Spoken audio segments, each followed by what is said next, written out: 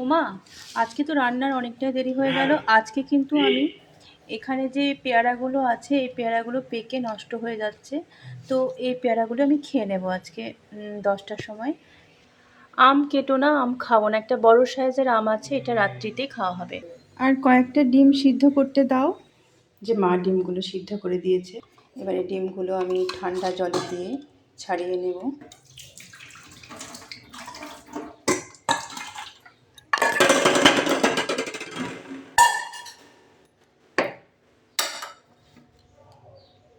যেহেতু আমি এক হাতে ভিডিওটা বানাই তাই জন্য একটু অসুবিধা হয়, একটু ক্যামেরাটা নড়ে যায়। এবার ডিমগুলো ছাড়িয়ে নেব। একটু অসুবিধা হচ্ছে। ডিমগুলো আমি একটুখানি ছাড়িয়ে রেখে দিলাম, কারণ ডিমগুলো খুবই গরম। একটু ঠান্ডা হোক, ঠান্ডা জলে রেখে দিলাম। আর এখানে আমি পটল কেটে নিলাম, ভালো করে লম্বা লম্বা সাইজের পটল কেটেছি। আর খুব একটা খোসাও ছাড়াইনি, হালকা করে ছাড়িয়েছি। আর এই সাইজের পটল এভাবে কেটে আর তার সাথে এরকমভাবে লম্বা লম্বা করে আলু দিয়ে কিন্তু ভাজলে কিন্তু সবাই বাড়ির খেয়ে নেয়, তাই আমি এভাবেই কাটলাম। আর এর মধ্যে কয়েকটা ভেন্ডি আছে, ভাবছি আলাদা করে আর ভাজবো না। আজকে অনেকটা দেরি হয়ে গেছে, সেজন্য আজকে কিন্তু এই ভেন্ডিগুলো, আলু আর পটলগুলো মাকে একসাথে ভেজে দেবো। মা এরকম করে পটল ভাজা খেতে খুব ভালোবাসে। তো তার সাথে আমি কিন্তু একটু পেঁয়াজও দেবো।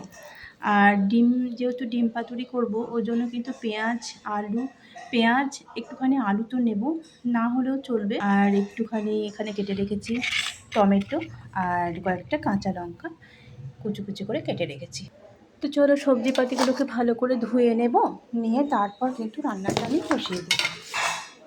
মা তো দেরি হয়ে গেলে খেতে পারে না, ওই জন্য এই ফাঁকে তাড়াতাড়ি করে ভাতটাও নামিয়ে এখানে ডাল সিদ্ধটাও আছে, ডালটা একটু ছুঁকে দেবো। মসুরির ডাল, এই যে মসুরির ডালটা কিন্তু খুব সুন্দর সিদ্ধ হয়ে গেছে। এটা একটু পেঁয়াজ, রসুন, কাঁচা লঙ্কা কুচি আর একটু পাঁচফোড়ন দিয়ে ছুঁকে দেবো, ভালো করে ঘুটে নিয়ে জল দিয়ে। আর একটু সামান্য আমি সিদ্ধও রেখে দেবো। ডাল সিদ্ধ আর ঘি দিয়ে ছেলে কিন্তু খেতে খুব ভালোবাসে ভাত, ওই কারণের জন্য ওর জন্য একটুখানি রেখে দেবো। আর বাকিটা আমি সবজিগুলোকে সব ভালো করে ধুয়ে নিচ্ছি।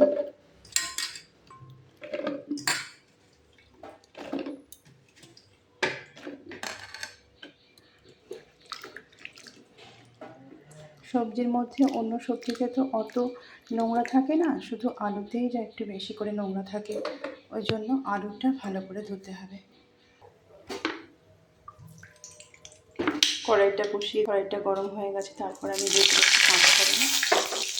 পাঁচফোড়নটা ভাজা ভাজা হয়ে গেলে আমি দিয়ে দেব লঙ্কাটা বেশ ভাজা ভাজা হয়ে গেলে আমি এখানে দিয়ে দেবো পেঁয়াজ।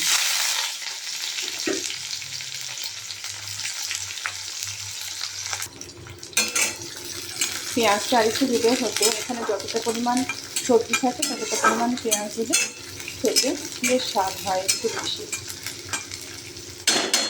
আমি অল্প পরিমাণেই পেঁয়াজ নিয়েছি। তো এরপর আমি একে একে একটু ভাজা হয়ে যাবে লাল লাল, তারপর সবজিগুলো দেবো।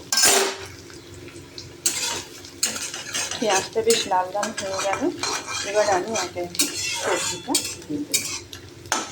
পেঁয়াজের লাল রঙটা ধরলে তারপরেই কিন্তু খেতে স্বাদ লাগে।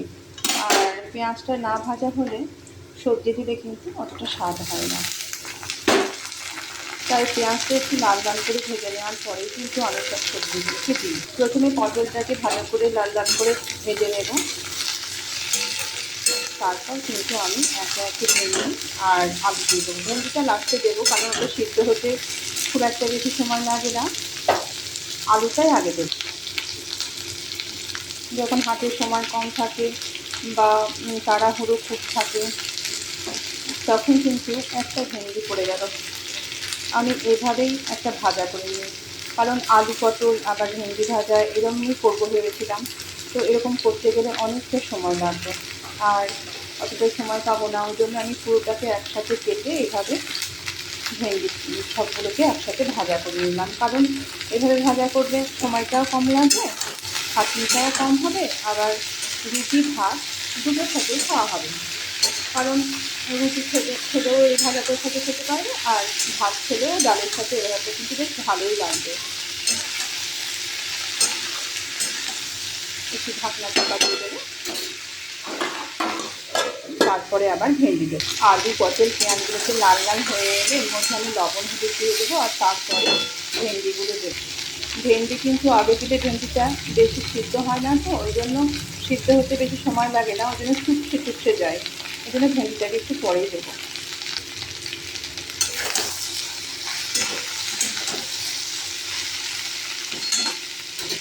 আবার একটু ঢাকনা চাপা দিয়ে দেবো। এরপর দিয়ে দেবো ভেন্ডিগুলো। তারপরে আবার কিছুক্ষণ নেড়ে চেড়ে কিছুক্ষণ ঢাকা দিয়ে রেখে দিলে কিন্তু আলু ভেন্ডি ভাজাটা আমার রেডি হয়ে যাবে।